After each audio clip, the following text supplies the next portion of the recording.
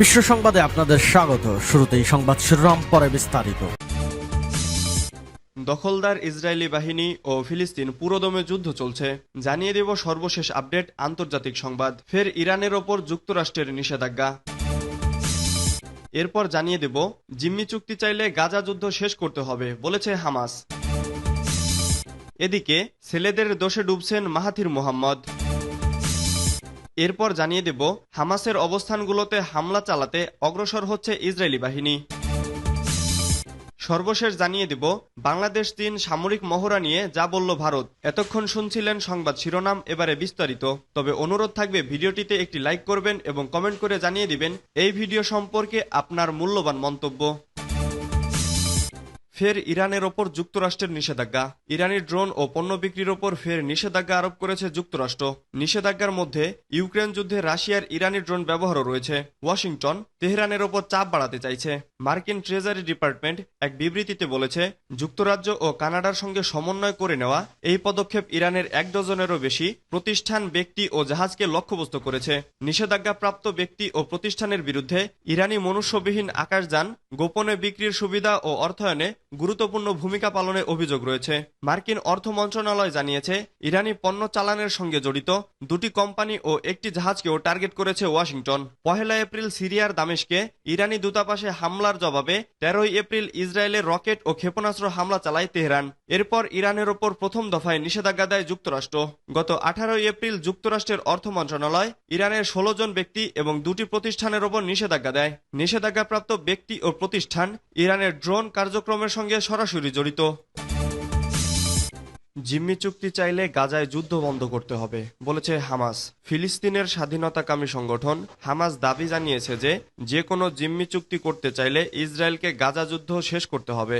এক্ষেত্রে মার্কিন চাপের দ্বারা প্রভাবিত হবে না বলেও জানায় সংগঠনটি। খবর রয়টার্স। বৃহস্পতিবার এক বিবৃতিতে সংগঠনটি জানায়, ইসরায়েলের কাছে বন্দী ফিলিস্তিনি জিম্মিদের মুক্তির জন্য যে কোনো চুক্তির অংশ হিসেবে গাজা যুদ্ধ শেষ করতে হবে নেতানিয়াহু সরকারকে। এ সময় হামাসের একজন জ্যেষ্ঠ কর্মকর্তা সামি আবু জুহুরি বলেন, হামাসের উপর মার্কিন চাপের কোনো মূল্য নেই। এর আগে বৃহস্পতিবার সকালে হামাসকে অবিলম্বে 7 অক্টোবর ইসরায়েলে হামলার পর তাদের হাতে থাকা জিম্মি মুক্তি দেওয়া এবং আলোচনার টেবিলে থাকা যুদ্ধবিরতি চুক্তি মেনে নেওয়ার আহ্বান জানিয়েছে 18টি দেশের একটি দল।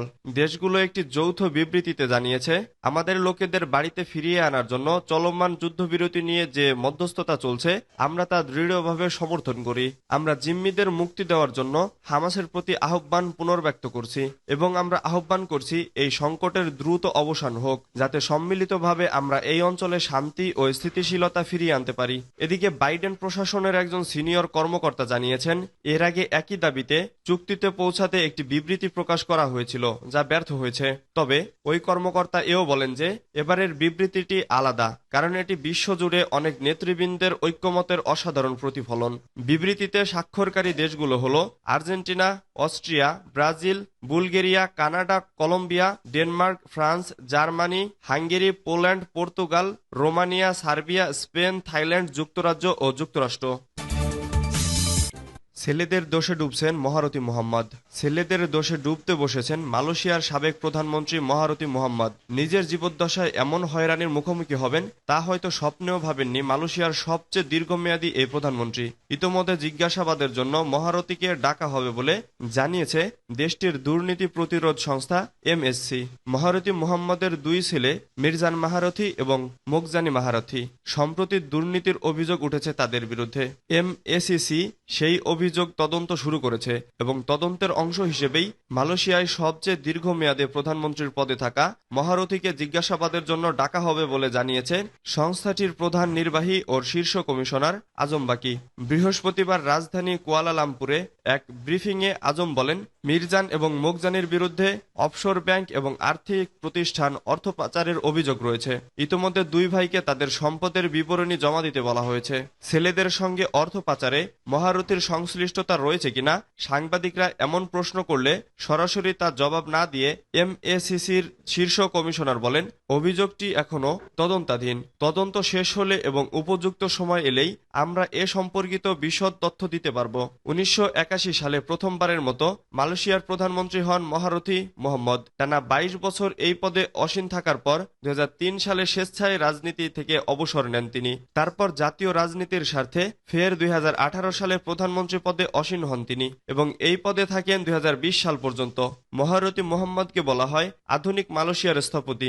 শুধু মালয়েশিয়ারই নয়, এশিয়ার সবচেয়ে দীর্ঘ সময় গণতান্ত্রিকভাবে দেশের প্রধানমন্ত্রী নির্বাচিত হওয়ায় রেকর্ডটি এখন পর্যন্ত রয়েছে তার দখলে। মালয়েশিয়ার বর্তমান প্রধানমন্ত্রী আনোয়ার ইব্রাহিম মাহাথিরের প্রধান রাজনৈতিক প্রতিদ্বন্দ্বী। এমনকি মাহাথির ক্ষমতায় থাকার সময় দীর্ঘদিন কারাগারেও থেকেছেন তিনি। অনেকেরই ধারণা মাহাথিরের পরিবারের সদস্যদের বিপদে ফেলতে এমএসিসিকে ব্যবহার করেছে আনোয়ার ইব্রাহিম প্রশাসন। তবে আনোয়ার ইব্রাহিম এই অভিযোগ পুরোপুরি অস্বীকার করেছেন। হামাসের অবস্থানগুলোতে হামলা চালাতে আগ্রাসী হচ্ছে ইসরায়েলি বাহিনী। ফিলিস্তিনে গাজায় হামাসের অবস্থানগুলোতে হামলা চালাতে অগ্রসর হচ্ছে ইসরায়েলের সামরিক বাহিনী। গাজার দক্ষিণাঞ্চলীয় শহর রাফা থেকে বেসামরিক ফিলিস্তিনিদের সরিয়ে দিয়ে এই হামলা পরিচালনার পরিকল্পনা নিয়ে এগিয়ে যাচ্ছে তারা। বুধবার ইসরায়েলের প্রতিরক্ষা বাহিনীর এক ঊর্ধ্বতন কর্মকর্তা এসব কথা জানিয়েছেন। মিশরের সীমান্ত সংলগ্ন রাফায় গাজার বাকি অংশ থেকে পালিয়ে আসা 10 লাখের বেশি ফিলিস্তিনি আশ্রয় নিয়ে আছে। এখানে ইসরায়েলি বাহিনী হামলা চালালে মানবিক বিপর্যয় সৃষ্টি হবে বলে সতর্ক করেছে বিভিন্ন দেশ ও আন্তর্জাতিক সংস্থাগুলো। ইসরায়েলের প্রধানমন্ত্রী বেনিয়ামিন নেতানিয়াহু সরকারের এক মুখপাত্র জানান, ইসরায়েল স্থল অভিযান চালানোর জন্য এগিয়ে যাচ্ছে, কিন্তু কোনো সময়সূচি উল্লেখ করেননি তিনি। ইসরায়েলের প্রতিরক্ষা বাহিনীর ওই কর্মকর্তা জানান, হামলা চালানোর আগে বেসামরিক ফিলিস্তিনিদের সরিয়ে রাখার জন্য ইসরায়েলের প্রতিরক্ষা মন্ত্রণালয় 40,000 তাঁবু কিনেছে। এর প্রতিটিতে 10 থেকে 12 জন থাকতে পারবে। গাজায় 6 মাস ধরে চলা ইসরায়েলি হামলার মুখে বহু ফিলিস্তিনি অন্য স্থান থেকে পালিয়ে রাফায় এসে আশ্রয় নিয়েছেন। আগে রাফাকে নিরাপদ শহর হিসেবে ঘোষণা করেছিল ইসরায়েল। এখন এই শহরটিও তাদের আক্রমণের লক্ষ্য হওয়ায় ওই ফিলিস্তিনিদের আবার পালাতে হতে পারে এমন আশঙ্কায় আতঙ্কিত হয়ে আছেন তারা। বাংলাদেশ চীন সামরিক মহড়া নিয়ে যা বলল ভারত। বাংলাদেশ ও চীনের মধ্যে সম্ভাব্য যৌথ সামরিক মহড়ার দিকে ভারত নজর রেখেছে। আগামী মে মাসে এই মহড়া হওয়ার সম্ভাবনা রয়েছে। চীনের বার্তা সংস্থা সিনহুয়া ও পিপলস ডেইলি এ খবর প্রকাশ করেছে। চীনের বার্তা সংস্থা সিনহুয়া বৃহস্পতিবার জাতীয় প্রতিরক্ষা মন্ত্রণালয়ের উদ্ধৃত দিয়ে চীন ও বাংলাদেশের সেনাবাহিনী যৌথ সামরিক মহড়া করবে। চীন মন্ত্রণালয়ের তথ্য অনুযায়ী দুই পক্ষের সম্মতির ভিত্তিতে চীনের পিপলস লিবারেশন আর্মি একটি কন্টিনজেন্ট যৌথ মহড়ায় যোগ দিতে আগামী মে মাসে শুরুর দিকে বাংলাদেশে যাবে। বিষয়টি নিয়ে দিল্লিতে সাংবাদিকরা দৃষ্টি আকর্ষণ করলে ভারতের পররাষ্ট্র মন্ত্রণালয়ের মুখপাত্রী রণধীর জয়সওয়াল বলেন, প্রতিবেশী দেশ কিংবা অন্যত্র এ ধরনের মহড়ার ওপর ভারত সবসময় দৃষ্টি রেখে চলে। বৃহস্পতিবার পররাষ্ট্র মন্ত্রণালয়ের সাপ্তাহিক ব্রিফিংয়ে সম্ভাব্য মহড়ার খবর নিয়ে মুখপাত্রকে প্রশ্ন করা হলে তিনি বলেন, এ সংক্রান্ত বিষয়ে আমরা বহুবার আমাদের কথা জানিয়েছি।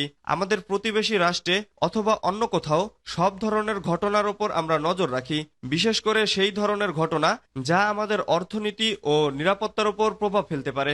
সেই সব বিষয়ে আমরা প্রয়োজনীয় পদক্ষেপ গ্রহণ করে থাকি। সিনহুয়া ও পিপলস ডেইলির খবরে বলা হয়েছে, দুই দেশের সহযোগিতার ক্ষেত্র বিস্তার ও ব্যবহারিক আদান প্রদান বাড়াতে চীন এবং বাংলাদেশ সেনাবাহিনী মে মাসে যৌথ সামরিক প্রশিক্ষণের আয়োজন করেছে।